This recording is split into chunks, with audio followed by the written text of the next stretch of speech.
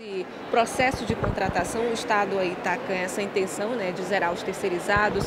Esse é o primeiro passo. Esse é o primeiro passo. Hoje a gente está efetuando, então, a contratação direta dos técnicos de enfermagem, ou seja, não enfermeiros, não entram os enfermeiros, muito menos os médicos.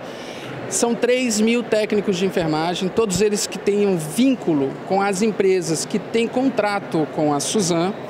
E aí, nesse sentido, com base nesse critério e também com base no critério de que eles não abandonaram os postos de trabalho no mês de dezembro, além de todos os documentos necessários, então eles passam aqui por todos os setores, setor do RH, o setor junto ao jurídico, depois passa também pela SEAD, sai daqui com a própria matrícula. No final, ele sai com o contrato em mãos, com a intenção de receber no final de cada mês, não é? E assim a gente devolve dignidade para o trabalhador. Queria que você comentasse, infelizmente, o que disse o TCE a respeito, né, da legalidade. O TCE disse que não sabia dessa contratação, que não foi informado. Queria que você comentasse aí essa nota. Então, o governo do Estado, o governo Wilson Lima, tem muita responsabilidade com relação com as nossas relações. E nesse sentido, nós temos uma relação muito boa com o Legislativo, com o Judiciário e também com os órgãos de controle. A nota emitida pelos órgãos de controle tem efeitos de esclarecimento do posicionamento deles e aí, nesse sentido, a gente espera, então, um documento formal com os seus fundamentos para que a gente possa responder. O fato é, mesmo com tudo isso, continuamos com a contratação direta que começa hoje, se estende até o dia 17 de janeiro, no período das 8 horas da manhã até as 17 horas, incluindo o sábado, dia 11. Isso não afeta a legalidade do processo? De forma nenhuma. Na verdade, nós estamos levando em consideração todos os princípios da administração pública. Secretário, ontem à noite já tinham pessoas em fila aqui no Vasco Vasco. Existe essa necessidade? Então, não existe a necessidade, mas a gente entende que as pessoas, na verdade, estão demonstrando muito interesse, né? E só aprova a ação do governo, que é uma ação muito responsável de estar absorvendo esses técnicos de enfermagem, que são uma classe muito importante para a saúde pública.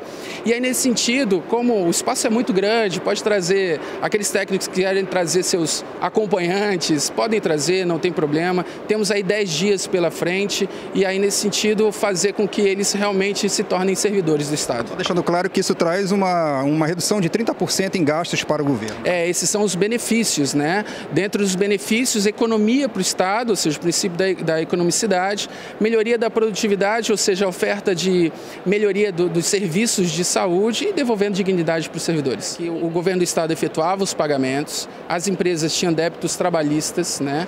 Então, um problema sério, crônico no Estado, ou seja, às vezes a empresa que tem um nome hoje, na verdade, tinha razão social diferente no passado, então tinham problemas, né, de débitos trabalhistas no passado. Esse recurso chegava, mas pagavam os débitos e esse recurso não chegava para quem estava trabalhando hoje. Diante dessa realidade, diante desse problema, o governo do Estado, com muita responsabilidade, traz então a solução, que é a absorção da contratação direta.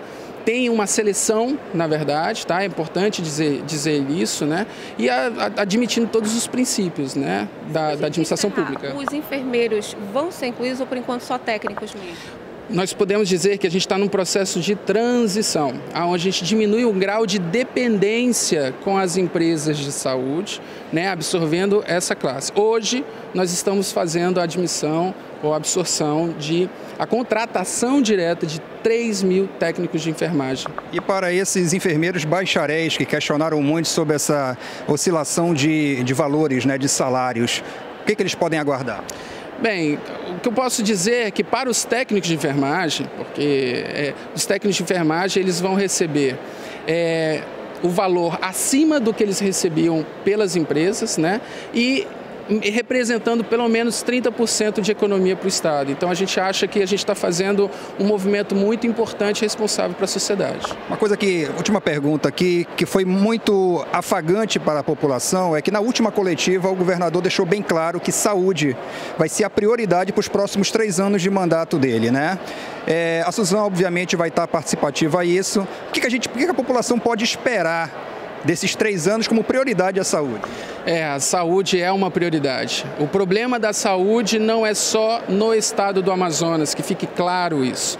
Nas reuniões que a gente tem com os outros secretários de Estado, a gente sabe que a dificuldade é geral, dada todo um contexto econômico, financeiro do Brasil, que também sofre influências do mercado mundial.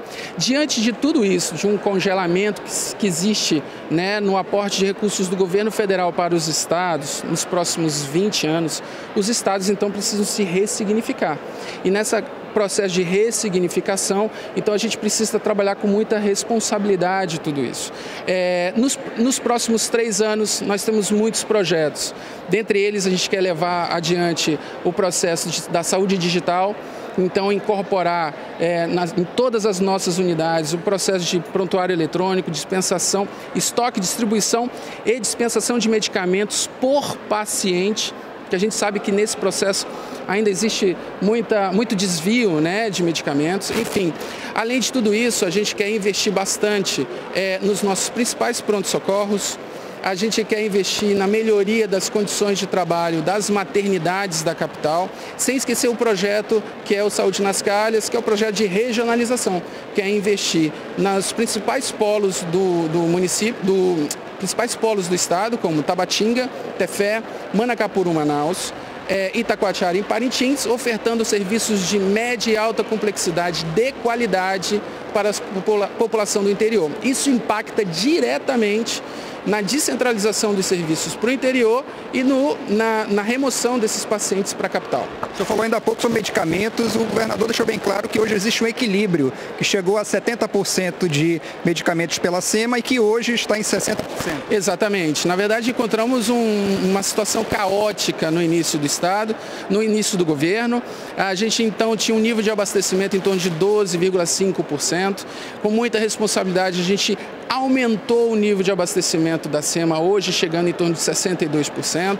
E esse nível de abastecimento é diferente nas farmácias das nossas unidades, alguns muito alto, outros um pouquinho mais, que precisa então comunicar a SEMA para que a gente possa fazer então a distribuição desses medicamentos. Mas um fator muito importante que a gente precisa levar em consideração é que, por exemplo, se comparado ao ano de 2018, a oferta ou a dispensação de medicamentos de alto custo, a leucemia, AIDS, câncer, no ano passado era em torno de 30%. Hoje, o nosso nível de abastecimento é de 93%. Então, pacientes que precisam de medicamentos de alto custo, hoje podem receber de pronta entrega pela SEMA. Hoje o cidadão chega no hospital, não falta medicamento.